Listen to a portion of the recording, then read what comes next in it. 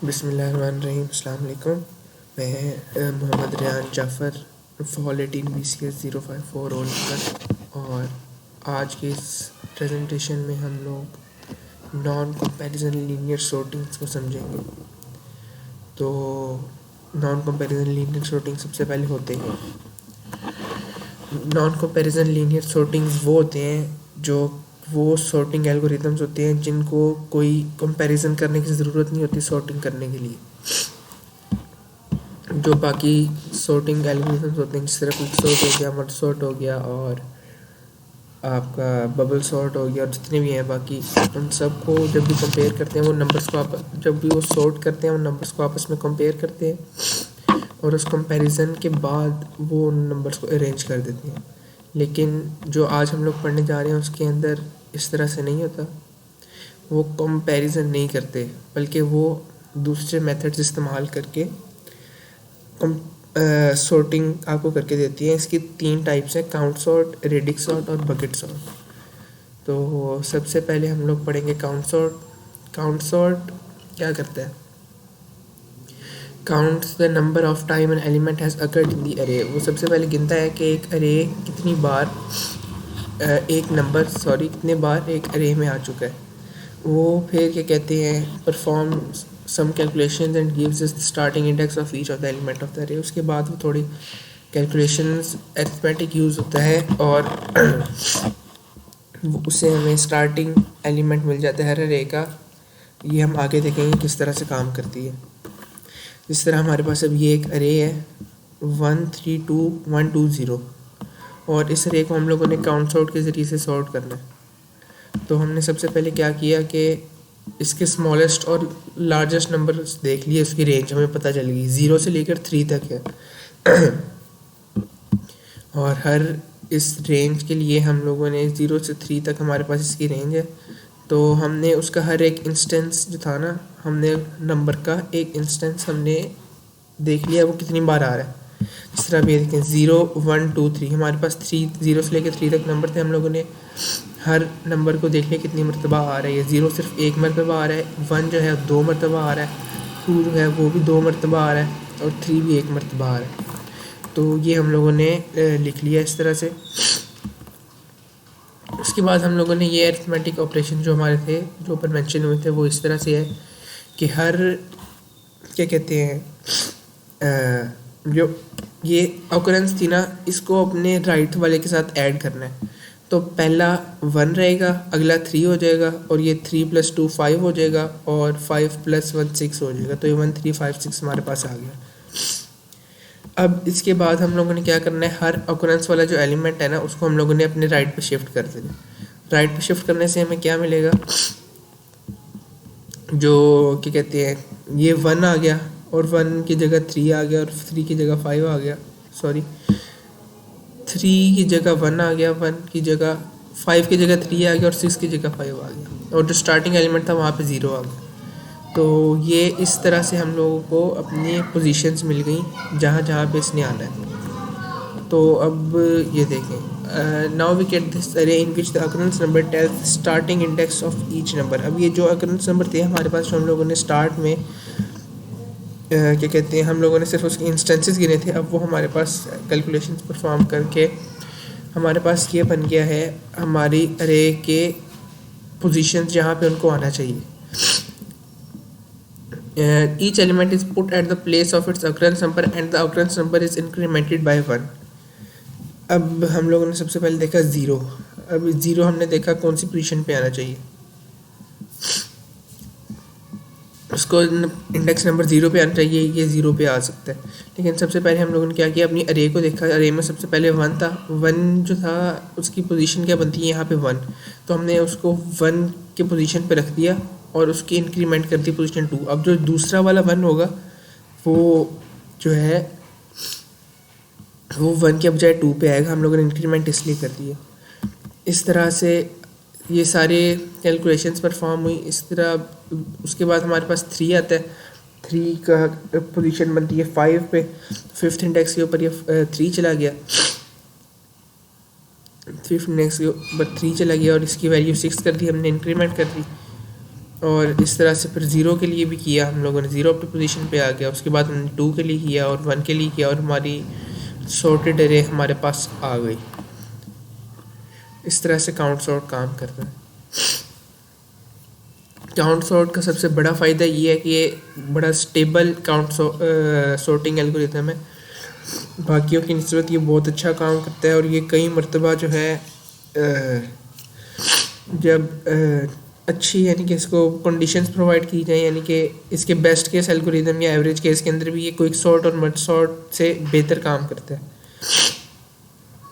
इस सबसे अच्छा ये तब काम करता है जब इसको एक स्मॉल रेंज ऑफ नंबर दिए, तो ये इसका फ़ायदा है। और इसकी टाइम कॉम्प्लेक्सिटी है n+r, और n हमारे नंबर ऑफ एलिमेंट्स है और r हमारी रेंज है कितने नंबर्स हमारे पास हैं। और जितना छोटा r होगा उतना ज़्यादा काउंट सॉर्ट अच्छा काम करेगा। तो ये हमारा काउंट सॉर्ट हो गया। उम्मीद करता हूँ सबको समझ आई होगी। और तबीयत काफ़ी ख़राब हो रही है मेरी। अच्छा, आगे आ जाता है रेडिक्स सॉर्ट। रेडिक्स सॉर्ट जो है इस तरह से काम करता है कि ये बड़े नंबर्स के लिए कह लें इस्तेमाल होता है। यानी कि अब एक अरे हमारे पास, जिस तरह sort the number by sorting number of same significant position uses counting sort to sort the numbers. ये कई मरतबा काउंटिंग सॉर्ट को इस्तेमाल करके सॉर्ट करता है। सबसे पहले यूनिट्स, फिर टेंस, फिर हंड्रेड्स, फिर थाउजेंड्स। इस तरह से देख लें कि हम लोगों ने सबसे पहले सिग्निफिकेंट पोजीशन देखनी है हर नंबर की। ये इसकी यहाँ पे सबसे स्मॉलेस्ट सिग्निफिकेंट पोजीशन जो कि हर नंबर की होती है यूनिट्स, टेंस, हंड्रेड और फिर हंड्रेड्स और फिर थाउजेंड, और इस तरह से ये हमने छोटी क्लास में पढ़ा था। तो ये सबसे पहले जिस तरह ये देखें, यहाँ पे 8 आ गया, यहाँ पे 2 आ गई, यहाँ पे 9 आ गया, यहाँ पे 7 आ गया, यहाँ पे 9 और ये 2, ये सारे इसके यूनिट्स हैं। तो सबसे पहले ये स्मॉलेस्ट सिग्निफिकेंट पोजीशन यानी कि जो यूनिट्स हैं उनको सॉर्ट करेगा यूजिंग काउंट सॉर्ट। तो ये इसने सबसे पहले 8, 2, 9, 7, 9 और 2 को सॉर्ट करके उसने इस तरह से काउंटिंग सॉर्ट के ज़रिए से रख दिया। उसके बाद हम लोगों ने टेंस को सॉर्ट किया, 4, 3, 2, 9, 8, 4। इनको हम लोगों ने काउंट सॉर्ट के ज़रिए से अरेंज किया, तो हमारे पास ये आ गया 127, 432, 642, 49, 789 एंड 98। उसके बाद हम लोगों ने हंड्रेड्स को किया, 1, 2, 4, 6, 0। यहाँ पे क्योंकि कुछ था नहीं तो 0 अंडरस्टूड था, और यहाँ पे ये, तो ये हमारे पास हमारी सॉर्टेड अरे आ जाएगी।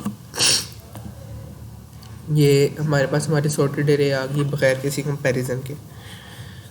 तो ये आपका रेडिक्स सॉर्ट हो गया, जो कि क्या कहते हैं काउंट सॉर्ट की ही आगे एक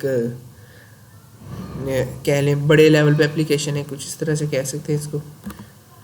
तो इसका फ़ायदा हमें यही है कि रेडिक्स सॉर्ट भी स्टेबल होता है, क्योंकि काउंटिंग सॉर्ट स्टेबल होता है, तो इस वजह से रेडिक्स सॉर्ट भी स्टेबल होता है। टाइम कॉम्प्लेक्सिटी इसकी है big O of T multiply by N plus B। जब हमारे T हमारे जो है वो नंबर है जितनी बार काउंटिंग सॉर्ट परफॉर्म हो रहे हैं, यानी कि जिस तरह हमारी पिछली एग्जांपल में 3 बार परफॉर्म हुआ है, एक बार यूनिट्स के लिए, एक बार टेंस के लिए, एक बार थाउजेंड्स के लिए। तो ये T हमारा वो नंबर है जितनी बार हमारा काउंटिंग सॉर्ट परफॉर्म हो रहा है। N हमारे नंबर ऑफ़ वेरिएबल्स हैं और B हमारी बेस है, यानी कि हमारी रेंज ऑफ नंबर्स है, कहाँ से कहाँ तक हो सकते हैं। जिस तरह हमारे पास काउंटिंग सॉर्ट के अंदर एक रेंज होती थी, हम लोग सबसे पहले स्मॉलेस्ट और बिगेस्ट नंबर फाइंड कर लेते थे, तो हमारे पास बेस आ जाती थी। लेकिन यहाँ पे अब हमारे पास को रेंज फाइंड करने का, तो जाहिर सी बात है अब कुछ भी नंबर्स हो सकते हैं। तो हमने 0 से 9 रेंज जो है हमारी क्या कहते हैं थी। इस बार हम लोग अपनी मर्ज़ी से रेंज भी दूसरी भी सेट कर सकते हैं। जिस तरह अगर हम लोगों ने बेस 8 की है, बेस 2 की, बेस जो भी फाइंड करनी है उस हिसाब से हम लोग अपने बेस भी चेंज कर सकते हैं। तो उसमें बस फ़र्क ये आएगा कि फिर हमारी सॉर्टिंग उस हिसाब से होगी, उस बेस के हिसाब से। It is faster than merge sort and quick sort in the average and best cases. ये भी उनसे फास्टर होता है और works best as long as B smaller than N. और जब तक हमारी बेस जो है हमारे नंबर से छोटी है ना, तो ये अच्छा बेहतर काम करता रहेगा। तो ये रेडिक्स सॉर्ट हो गया, और रेडिक्स सॉर्ट के बाद हमारे पास आ जाता है बकेट सॉर्ट। बकेट सॉर्ट में भी काउंट सॉर्ट या रेडिक्स सॉर्ट इस्तेमाल हो जाता है।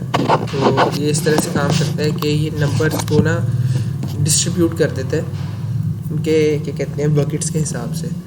यानी कि अब एक बकेट है ना, ये आगे चल के देखते हैं। Works by distributing the numbers into buckets. Each bucket contains the elements of the array in a certain range. The elements of each array are sorted using the stable sorting algorithm. The sorted buckets are then joined together, which gives us a sorted array. यानी कि सबसे पहले ये buckets के अंदर numbers को distribute करता है और हर रेंज यानी कि हमारे पास सबसे स्मॉलेस्ट और सबसे लार्जेस्ट नंबर होता है और हम लोग उसके हिसाब से, जिस तरह बार ग्राफ के अंदर हम लोग उनको एक फ्रीक्वेंसी के हिसाब से अरेंज करते होते हैं, उस तरह से हम लोगों ने बकेट सॉर्ट के अंदर करना है कि एक रेंज के लिए हम लोगों ने एक रेंज के लिए कह रहा हूँ, हर रेंज के लिए एक हमने बकेट बना देनी है। जिस तरह बार ग्राफ में हम लोग बार बनाते होते हैं, इस तरह से हम लोगों ने यहाँ पे हर एक फ्रीक्वेंसी के हिसाब से बकेट्स बना देनी है और हर नंबर अपने बकेट के अंदर भेजा जाएगा। वहाँ से क्या कहते हैं, फिर हम लोग बकेट्स के अंदर उनको सॉर्ट कर लेंगे और फिर उनको आपस में जोड़ देंगे तो हमारे पास अपना सॉर्टेड अरे आ जाएगी। जिस तरह अब ये हमारे पास 8 से 97 तक ये हमारे पास एक रेंज की वैल्यूज़ है और हम लोगों ने इसकी 5 बकेट्स बना लिए हर 0 से 20 के हिसाब से। तो ये 5 बकेट्स बन जाएगी 1 to 20, 21 to 40 और ये इस तरह।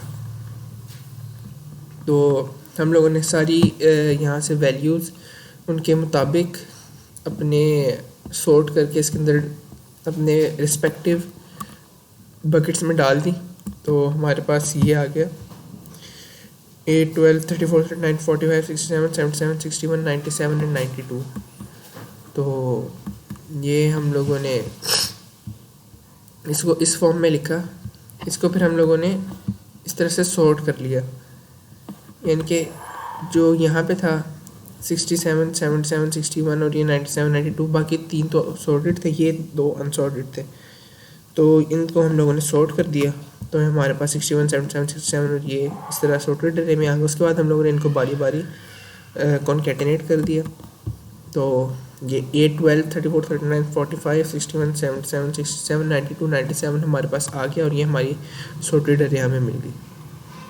इस तरह से बकेट सॉर्ट काम करता है और इसकी यूजेज जो है लार्ज नंबर्स के लिए इसका बड़ा फ़ायदा होता है। यानी कि जब नंबर्स की रेंज बहुत ज़्यादा है, यानी कि जब नंबर जो हैं वो काफ़ी बड़ी रेंज में आ रहे हैं, यानी कि नंबर्स के बीच में डिफरेंस काफ़ी ज़्यादा है। और इसकी best average case time complexity is big of n+k, जब n हमारे नंबर ऑफ एलिमेंट्स और k हमारी नंबर ऑफ बकेट्स है। और फर्स्ट केस है n²। और इसका सबसे बड़ा ड्रॉबैक ये है कि ये स्मॉल जो होती है ना रेंज ऑफ वैल्यूज़, उनके लिए काम नहीं करता, उनके लिए काम नहीं कर रहा था, क्योंकि तब हमारे k की वैल्यू जो है हम लोगों को डिसाइड करने में मसला होता है। तो ये था हमारा बकेट सॉर्ट। उम्मीद करता हूँ आपको समझ आई होगी। Thank you for watching. I'll be signing out. Allah Hafiz.